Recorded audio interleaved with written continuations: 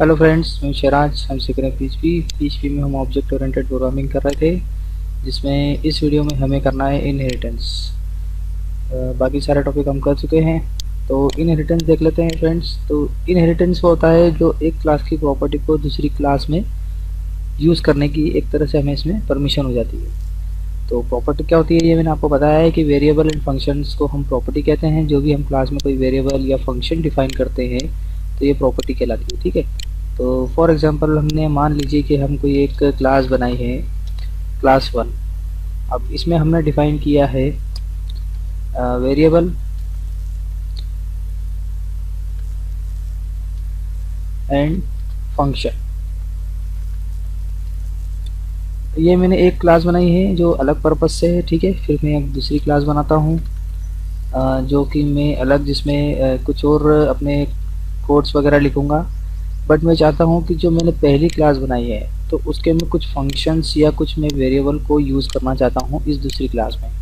तो ये डायरेक्टली नहीं हो सकता।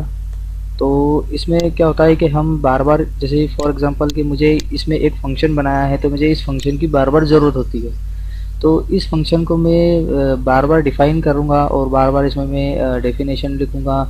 तो इसे बहुत बार इसको फंक्शन को बनाने से फिर मेमोरी भी हमारी बहुत फुल हो जाती है।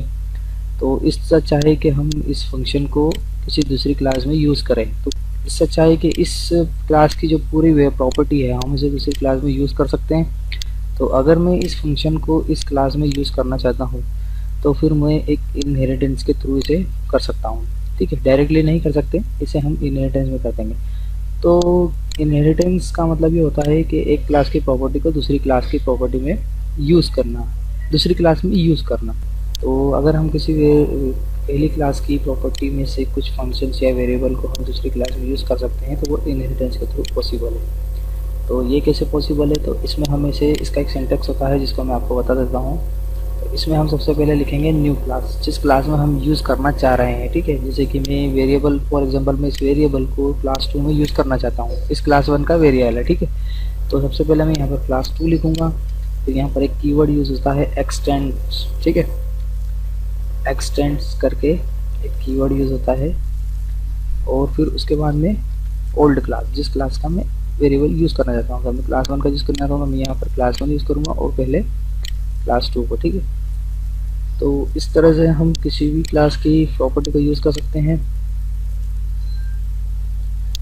अब इसे डिफाइन करने के बाद हमें सिर्फ क्लास 2 का ऑब्जेक्ट बनाना होगा और उस क्लास 2 के ऑब्जेक्ट के थ्रू हम क्लास 1 की प्रॉपर्टी में से वेरिएबल या फंक्शन को यूज़ कर सकते हैं।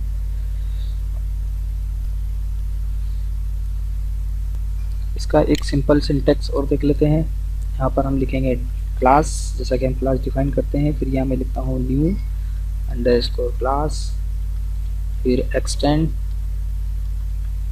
फिर ओल्ड क्लास। ओके, और फिर इसके बाद हम इसी क्लास का ब्लॉक बनाएंगे यहाँ पर, फिर हम इसको यूज़ कर सकते हैं। मीन्स ये कि न्यू क्लास जो हम बना रहे हैं उसमें हम ओल्ड क्लास की कुछ प्रॉपर्टी ले रहे हैं। तो यहाँ पर जो न्यू क्लास होती है उसे हम कहते हैं, यहाँ पर जो न्यू क्लास होती है उसे हम कहते हैं डिराइव क्लास। ये कहलाती है डिराइव क्लास। और जो ओल्ड क्लास होती है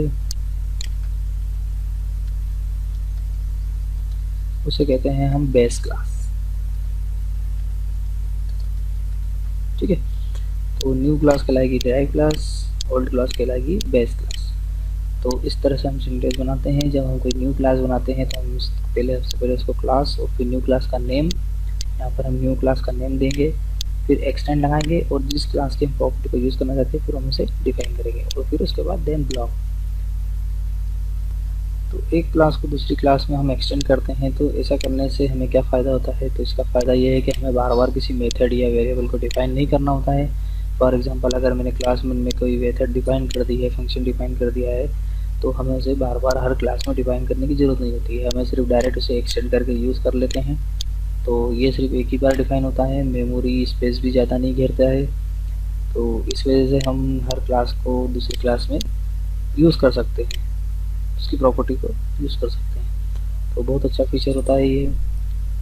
तो इसी में हम आगे बढ़ते हैं, इसका एग्जांपल देखते हैं कि ये कैसे